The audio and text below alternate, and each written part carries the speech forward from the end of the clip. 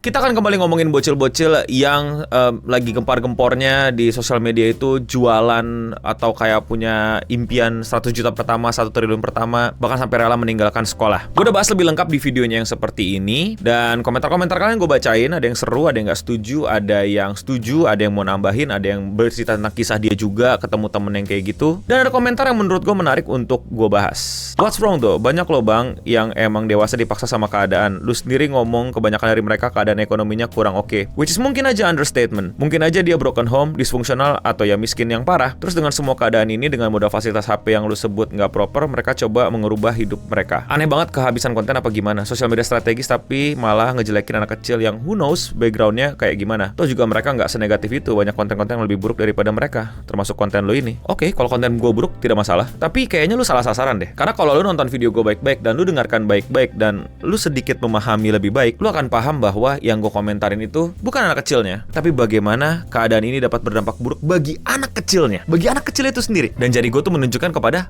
orang tuanya mereka. Maksudnya gimana, no?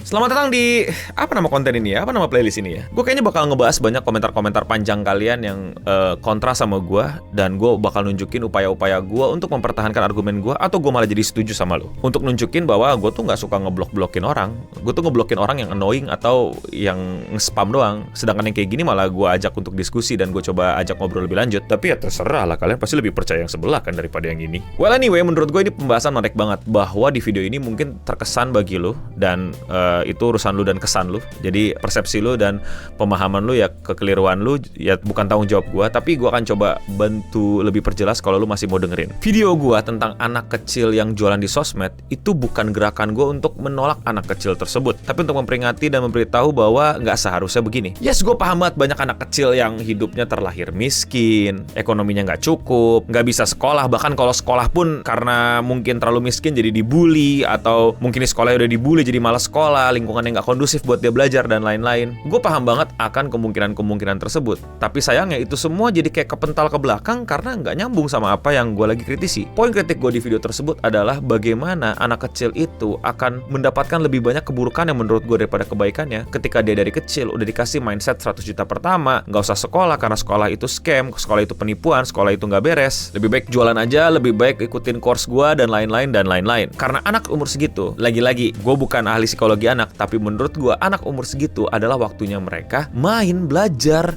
sekolah, ketemu temen, pulang main bola, main Yu-Gi-Oh, atau apapun yang lagi ngetren sekarang mainannya bocil-bocil, asalkan aman buat mereka ya. Ini masa pengembangan diri anak, yang dimana mereka harusnya itu berfokus sama mengeksplor dunia dan mencari potensi diri dan memahami diri serta memahami dunia. Bukan langsung menantapkan goals lu untuk ngebunuhin semua Titan kayak Eren, atau pokoknya jadi pirate kayak Luffy, dan lain-lain. Anak berhak akan pola asuh, tumbuh kembang, lingkungan yang layak, dan juga fase yang sesuai pada umurnya. Bukan cuman tahu-tahu menghadapi kemiskinan dan gimana caranya jadi auto kaya. Padahal di video gue juga bilang kan bahwa mereka ini punya tekad dan niat yang kuat banget. Bahkan mental yang menurut gue juga, gue nggak yakin ini mental oke untuk dipertahankan apa enggak, tapi untuk awalan bisa kita apresiasi lah, dia berani untuk ngomong depan kamera dengan alat seadanya, dengan keterbatasan cara bicara dan lain-lain. Mereka berusaha untuk ngejual produk-produk, mereka berusaha untuk ngejual course dan lain-lain. Mereka coba sampaikan dan paparkan pemikiran mereka. Ya itu lumayan banget, tapi apakah mereka siap? Yang bener gue bilang kayak sesimpel komen-komen lu pada, atau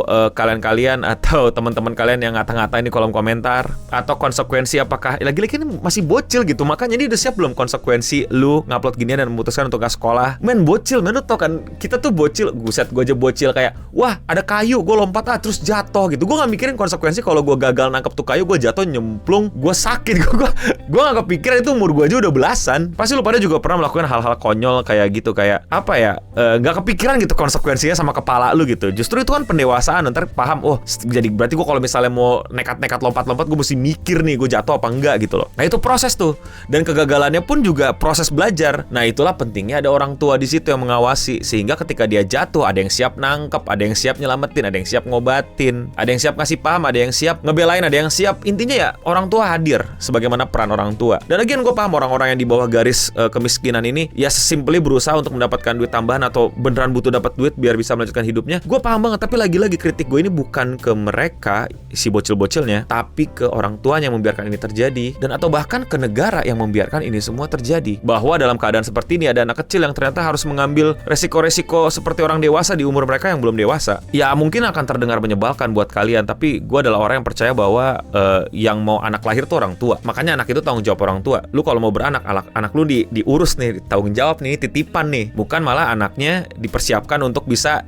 langsung cari duit dari umur sekecil itu. Atau ditinggal orang tua yang lebih parah. Kalau nggak ada orang tuanya ya semoga, harapan gue semoga tentu saja pihak-pihak yang berwajib, pihak-pihak yang emang udah dikasih dana untuk ngelola ini dan ngebantu ini dan menangani ini bisa membuat anak-anak ini jadi tidak perlu harus berjualan di masa mudanya. Gue tau lah, gue dari kecil udah sering ngedenger lah bocil-bocil jualan, bocil-bocil ini. Gue juga waktu kecil jualan. Tapi kayak apa ya? Kayak ya gue jadi paham duit-duitannya dan lain-lainnya dan segala macamnya, dan gue tetap bersekolah pada saat itu. Ya gue privilege, gue bisa jualan dan tetap bisa sekolah. Jualannya juga bukan jualan produk-produk. Gue kayak, lu inget gak sih waktu zaman dahulu tuh kantin tuh kan jauh gitu ya. Gue cuman jualan jasa, gue ambilin makanan lu ya gitu. Lu bayar gue 1.000 2.000. Seingat gue kayak gitu dulu. Sesimpel itu doang sih ya. Tapi gue tetap udah dapat duit jajan, itu tambahan gue aja buat gue bandel main warnet. Tapi sekali lagi, konten gue itu bukan buat menghalangi orang-orang itu atau anak-anak kecil yang berusaha keluar dari lingkar kemiskinan atau di bawah garis kemiskinan. Konten-konten gue adalah untuk memperingatkan jangan sampai ini diwajarkan, karena nggak sewajarnya kayak begini anak kecil main sosmed, jualan produk-produk, dia belum tahu konsekuensinya, dia belum tahu resikonya. Di mana orang tuanya? Kalau nggak ada orang tuanya, di mana negaranya? Tentu gue mau yang terbaik lah buat bocil-bocil jualan produk itu. Gue sih kesian men, gue bikin video karena gue kesian. Isi komentarnya pada ngebully, jari-jari netizen pada bacotannya pada